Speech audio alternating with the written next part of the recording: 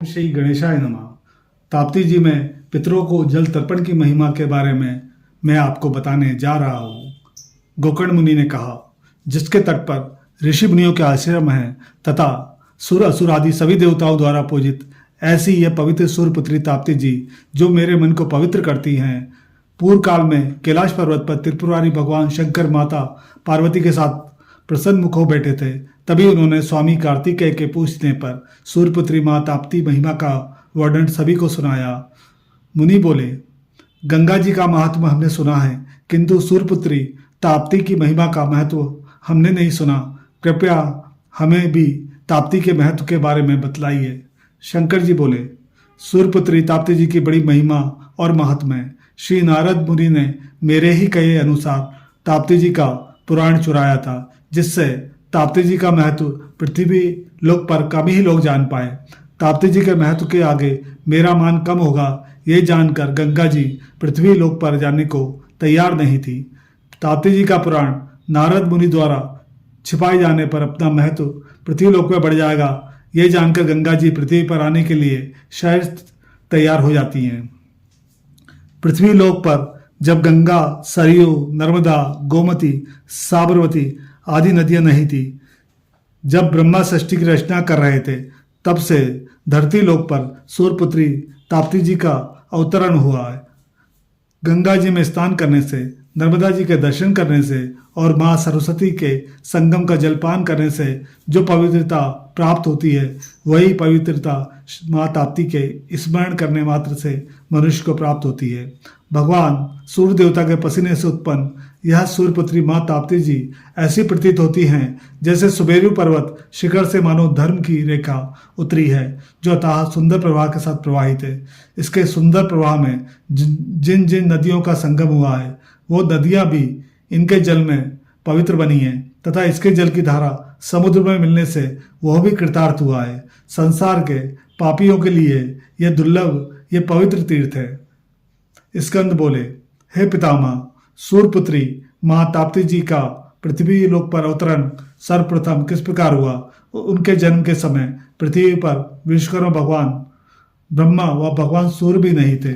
शंकर जी बोले, सूर्यदेव ब्रह्मा के मानस पुत्र हैं, जिनके जन्म से संपूर्ण जगत का अंधकार दूर हुआ, वह सृष्टि की रचना प्रारंभ हुई। अपने तेज से संपूर्ण जगत के अंधकार का नाश करने वाले सूर्य नारायण के तेज से सृष्टि पर ताप उत्पन्न हो गया, जिससे ब्रह्मा जी चिंताग्रस्त हो गए तथा सूर्य का ताप कम करने के लिए भूलोक पर ताप्ती जी का अवतरण हुआ, जिसे ब्रह्मा जी ने भगवान सूर्य के संताप को दूर करने के लिए धरती पर प्रकट किया। इस तरह मृत्युलोक पर पवित्र अमृतदायिनी माँ ताप्ती जी का अवतरण हुआ। स्कंद बोले, मृत्युलोक से संपूर्ण ताप्ती महात्मा नारद जी द्वारा छल से षड्यंत्र कर चुरा लिया गया। यह अनुचित कार्य आपकी आज्ञा से पूर्ण हुआ। शंकर जी बोले, आपके वचनों को सुनकर मुझे अत्यधिक हर्ष हुआ है। अब आगे जो भी घटित हुआ है, उस घटना को मैं तुम्हें बतलाता हूँ, सुनो। सगर पुत्रों का उद्धार करने के लिए भगीरथ ने मृत्युलोक पर गंगा जी के अवतरण के लिए घोर तपस्या की थी। तब माँ गंगा ने कहा, मैं तुम्हारी भक्ति से अति प्रसन्न हुई हूँ, परंतु यदि मैं आपके आज्ञा अनुसार पृथ्वी लोक पर जाती हूँ तो यह लोक मेरे लिए नया है। वहां पर पहले से अवतरित ताप्ती जी की अपार महिमा है, फिर उनके सामने मेरा मान पृथ्वी लोक पर कम होगा। यह सुनकर भगीरथ नारद मुनि की शरण में जाते हैं। नारद मुनि माँ ताप्ती जी की स्तुति कर ताप्ती जी महिमा का यशोगान करने हेतु ताप्ती पुराण माँ ताप्ती जी से मांग लेते हैं। नारद मुनि द्वारा माँ ताप्ती की महिमा का हरण होता है। विश्व कल्याण की कामना के लिए मैं उस महिमा को सुनाता हूँ। यह एक अद्भुत आश्चर्य है कि निसंतान मनुष्य का श्राद्ध भी यदि उसका मित्र करता है तो उसे भी स्वर्ग प्राप्त होता है। यह आश्चर्य अन्य किसी तीर्थ को प्राप्त नहीं है। मनुष्य को मोक्ष देने वाली, पापी पुरुषों का दुख दूर करने वाली ऐसी ये माँ ताप्ती नदी संसार में अन्यत्र कहीं नहीं है।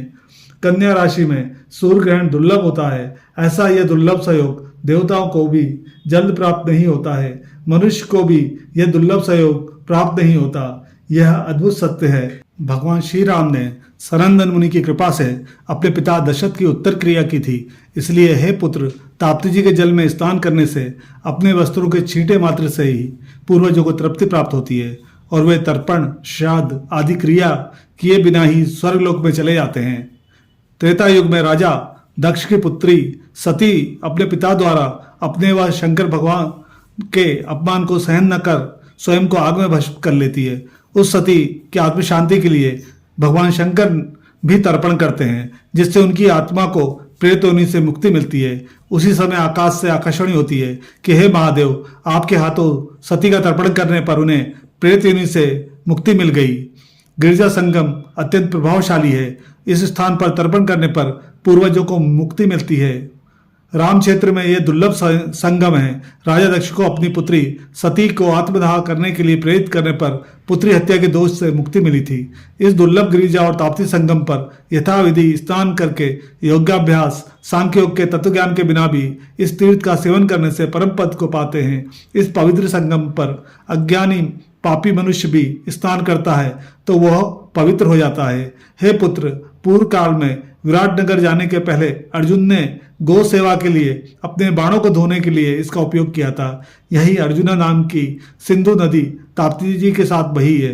यह संगम समस्त विश्व के पापियों के पाप का नाश करती है। इस अद्भुत अलौकिक तीर्थ में मनुष्य को मुक्ति मोक्ष प्राप्त होता है। इस तीर्थ में राजा जय केतु के पुत्री का पुत्र स्नान तर्पण करते हैं, जिससे राजा जय केतु को स्वर्ग की प्राप्ति होती है। स्कंद बोले, हे प्रभु, मुझे बड़ा आश्चर्य और संशय हो रहा है कि पुत्री के पुत्र नाती के तर्पण स्नान करने से राजा जय केतु का उद्धार हो गया। इस कथा को मुझे विस्तार पूर्वक बतलाइए। शंकर जी बोले, कानकेय देश में महोदया नाम की एक नगरी है। वहाँ परम धार्मिक राजा जय केतु राज्य करता था। राजा ब्राह्मण भक्त व दानी था। वो प्रजा के हितों की रक्षा करता था तथा उन्हें गो, भूमि, सोना व विभिन्न प्रकार के रत्नाभूषणों का दान करता था। उसने कुरुक्षेत्र में कई प्रकार के दान किए। इस प्रकार ब्राह्मणों व प्रजा की सेवा करते हुए उसके दिन बीतने लगे। पुत्र की कामना लिए वो राजा दिन रात शिव भक्ति में लीन रहकर परोपकार के कार्य में मग्न रहता। पुत्र कामना से ब्राह्मण के द्वारा यज्ञ अनुष्ठान पुण्य प्राप्त करता। उसकी भक्ति से अति प्रसन्न हो शिव उसे वरदान मांगने को कहते हैं। तब राजा ने कहा, मुझे पुत्र चाहिए। शंकर जी बोले, हे राजन, इस जन्म में निश्चय ही तुम्हें पुत्र का योग नहीं है, किंतु तुम्हारे जीवन का अंधकार दूर होने वाला है, अर्थात कुछ खुशियां आपके घर आने वाली हैं। आपके शुभ कर्मों के प्रभाव से शीघ्र ही तुम्हें एक पुत्री रत्न की प्राप्ति होगी। राजा स्वयं को भाग्यशाली समझकर इसे अपने अच्छे कर्मों का फल मानकर बड़े ही आनंद के साथ अपने राज्य को लौट आता है। राजा ने अति उत्साह से शिवजी द्वारा प्राप्त वरदान अपनी पत्नी को सुनाया। पत्नी को पुत्र प्राप्त होगी यह खबर सुनकर वह भी आनंदित होती है। समय पूर्ण होने पर राजा की पत्नी ने अति सुंदर रूपवती कन्या को जन्म दिया। पुत्र जन्म जैसी खुशी राजा और रानी को पुत्री जन्म पर होती है। उसका सुंदर मनोहर रूप देख वे दोनों खुशी से झूम उठते हैं। बड़े स्नेह प्रेम से उसका नाम प्रभा रखते हैं। प्रभा राजा और रानी के आंखों की तारा होती है। समय की तेज गति के साथ वो शीघ्र ही नवयौवन को प्राप्त कर बड़ी होती है। उस समय विराट देश के राजा शूरसेन का राज्य था। उसी राजा शूरसेन के पुत्र वीरसेन के साथ प्रभा का विवाह संपन्न होता है। वीरसेन व प्रभा को जल्द ही पुत्र रत्न की प्राप्ति होती है, जो राजपाट के नियमों का पालन करता है।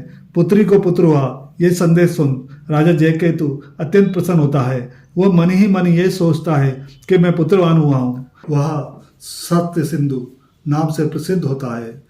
कुछ वर्ष बाद सत्यनिष्ठ राजा जयकेतु प्रौढ़ावस्था से वृद्धावस्था को प्राप्त हुए। तत्पश्चात मृत्यु को प्राप्त हो गए। आकाश में जाने पर वहां उसे भयंकर क्रूर काले रंग के यमदूत दिखाई देते हैं। क्रूर काले रंग के यमदूतों की काया व जानवरों जैसा व्यवहार देख वह अगस्त मुनि के आश्रम पहुंचता है। वह मुनि को प्रणाम कर उनसे इन यमदूतों के बारे में पूछता है। हे मुनि श्रेष्ठ, ऐसा क्या कारण है जो ये विकराल महाकाय, बड़े दांत वाले, महाक्रूर और बड़ी बड़ी लाल आंखों वाले यमदूत मुझे दिखाई दे रहे हैं, जिनकी क्रूर वाणी मुझे भयभीत कर रही है। वे मेरे मार्ग में बाधा क्यों डाल रहे हैं? अगस्त मुनि बोले, हे राजन, पृथ्वी पर आपके समान पुण्यवान राजा दूसरा नहीं हुआ है। आपने अपने राज्यकाल में बहुत से दान पुण्य व अच्छे कर्म किए हैं। तुम पुत्रहीन हो, इस कारण यमदूत तुम्हारे स्वर्ग मार्ग जाने की राह में बाधा डाल रहे हैं, जो तुम्हें पुत्रात्म नरक में ले जाना चाहते हैं। जो मनुष्य पुत्रहीन होता है उसे पुत्रात्म नरक में जाना ही पड़ता है। पृथ्वी पर आपके द्वारा किए गए शुभ कार्यों के प्रभाव से वे आपके निकट नहीं आ पा रहे हैं। आपको पुत्रात्म नरक में तब तक रहना होगा जब तक आपकी पुत्री का पुत्र पवित्र राम क्षेत्र में जाकर आपका पिंडदान नहीं करेगा। नाती के पिंडदान करने के पश्चात उसके पुण्य से आपको लेने के लिए स्वर्ग से विमान आएगा। वहां पहुंचने पर समस्त देवतागण आप पर पुष्प वर्षा करेंगे।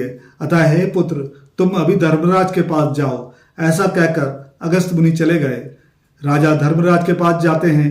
वहां द्वार पर दो अति काले रंग के बलवान कुत्ते, जिनके दांत बड़े विकराल व आंखें बड़ी बड़ी लाल रंग की होती है, जिन्हें पापी प्राणियों का वध करने के लिए यम अपने दरवाजे पर खड़े रखते हैं, वे कुत्ते भी धर्मनिष्ठ सत्यवादी राजा का पूंछ हिलाकर अभिवादन करते हैं। राजा यमलोक के भीतर जाते हैं। पृथ्वीलोक पर किए उनके पुण्य प्रताप उनके साथ होता है, जिसके प्रभाव से उसे सुंदर नारियों का समूह दिखाई देता है। वह सुंदर नारियां स्वच्छ निर्मल जल कुंभ में भरकर राजा को जलपान करवाती हैं। इस स्वच्छ निर्मल जल को आप जैसे प्रतापी राजा ही पा सकते हैं। यह पृथ्वी पर किए आपके पुण्यों का फल है। यज्ञ, हवन, अनुष्ठान, भंडारे आदि में बहुत सा धन, दान, अन्नादि देने के कारण यहाँ तुम्हें स्वादिष्ट भोजन मिल रहा है। इस भोजन को स्वीकार करिए। एक नारी राजा को भोजन करवाती, दूसरी जलपान, तीसरी उन्हें पुष्प अर्पण करती, चौथी उनकी सेवा करती है। उसी समय धर्मराज वहां आते हैं और वो राजा को पुत्रात्म नरक में चलने को कहते हैं। ऐसा कहकर वो राजा का हाथ पकड़कर उन्हें यमलोक के पुत्रात्म नरक में ले गए।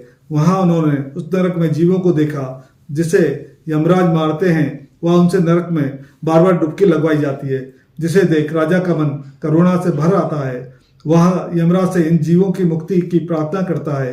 राजा यमराज से कहते हैं, इन जीवों पर दया कीजिए, उन्हें यहाँ से मुक्त कर मुझे इनके स्थान पर डाल दीजिए। आपका मुझ पर बहुत उपकार होगा। राजा की बात सुनकर यम के सेवक कहते हैं, हे राजा, आपने पृथ्वी पर अच्छे कर्म किए हैं।